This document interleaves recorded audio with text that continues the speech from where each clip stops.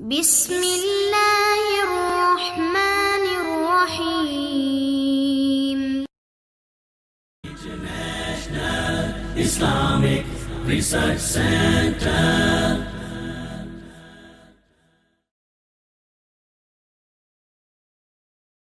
ایک شخص نے اپنی بیوی کو ایک مجلس میں 3 طلاقیں دے دیں، اب وہ رجوع کرنا چاہتا ہے اور اس کا تعلق دیوبند والوں سے ہے، اس لیے اس کے گھر والوں نے دیوبند سے پوچھا ہے کہ کیا رجوع ہو سکتا ہے، تو انہوں نے فتویٰ دیا ہے کہ حلالہ کرنا ہوگا۔ ہمارے لوگوں نے جب انہیں سمجھایا تو انہوں نے کہا کہ کیا کوئی فتویٰ دیوبند کے فتوے کے خلاف تم بھی دے سکتے ہو، لکھا ہوا ہو جس کو میں بیس بنا کے رجوع کر لوں۔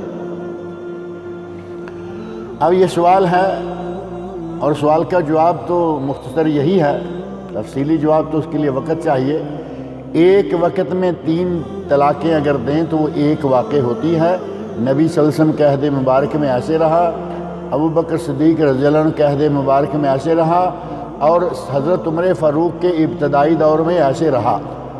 لوگوں نے طلاق دینے میں جلد بازی شروع کر دی، جو بھی اٹھتا 3 طلاق، جو بھی اٹھتا 3 طلاق۔ حضرت عمر فاروق حاکم وقت تھے، امیر المومنین تھے، انہوں نے کہا کہ اللہ نے مہلت دی تھی کہ 1 طلاق دو رجوع کر لو، 1 طلاق دو رجوع کر لو، انہوں نے مہلت سے فائدہ اٹھانا چھوڑ دیا۔ آج کے بعد اگر کسی نے 3 طلاقیں کٹھی دیں، میں تینوں نافذ کر دوں گا، اور انہوں نے کر دی، فعلاً کر دی کہ میاں بیوی کو الگ کر دیا۔ حضرت عمر فاروق رضی اللہ عنہ بڑے ہیں یا نبی صلی اللہ علیہ وسلم بڑے ہیں؟ اب دور جانے کی ہمیں ضرورت نہیں ہے۔ نبی اکرم صلی اللہ علیہ وسلم نے 3 کو ایک شمار کیا۔ ایک آدمی نے 3 طلاقیں دی، اسے رجوع کرنے کی اجازت دی، چاہو تو رجوع کر لو۔ عمر فاروق رضی اللہ عنہ علی الراس والعین، لیکن ان کے حاکم وقت ہونے پر جو کچھ آرڈیننس ٹائپ احکام نکلتے تھے وہ بعض دفعہ موقت ہوتے۔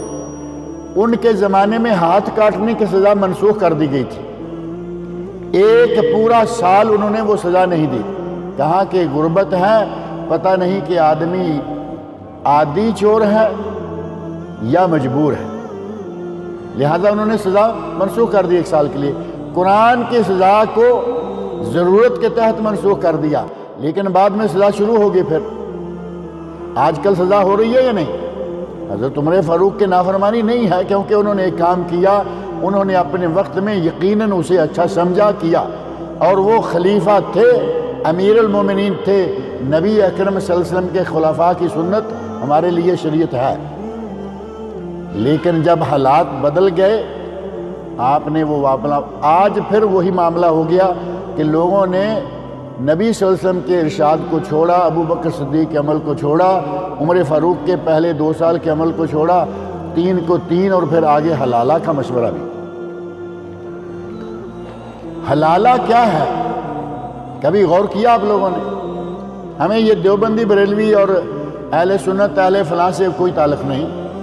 آپ یہ بتائیے کہ حلالہ کیا ہے اور متع کیا ہے؟ یہ 2 چیزوں کا اگر آپ صحیح معنوں میں یہاں مفہوم سمجھ لیں، مسئلہ سارا ختم ہو جائے گا۔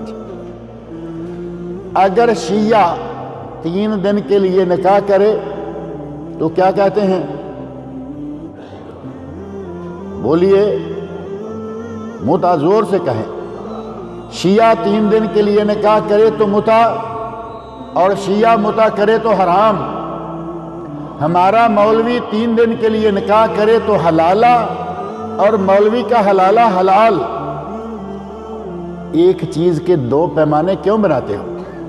یہ بھی متع ہے اور یہ بھی حرام ہے۔ نبی صلی اللہ علیہ وسلم نے لعنت فرمائی اس آدمی پر جو حلالہ کروائے اور کرے، 2 آدمی،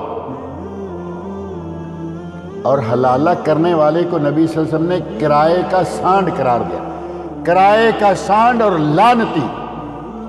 پتہ نہیں ہمارے مولوی کیا کارخانے کھول کے بیٹھے ہوئے ہیں، حلالہ خانے بنے ہوئے ہیں۔ پہلے فتویٰ دیں گے کہ طلاقیں تینوں ختم ہو گئیں، دوسرا فتویٰ دیں گے کہ حلالہ کرو، تیسرا اپنا مدرسہ حلالے کے لیے موجود ہے، طالب علم موجود ہیں، ان کے ساتھ نکاح کرو، اور بہت ساری سرکاریں خود حلالہ کرنے کے لیے تیار ہوتی ہیں، اور ایسے واقعات موجود ہیں۔ مولوی صاحب سے فتویٰ لیا، انہوں نے خود ہی حلالہ بھی کر کے دے دیا۔ اللہ کے سامنے پتہ نہیں یہ کیا منہ لے کے جائیں گے۔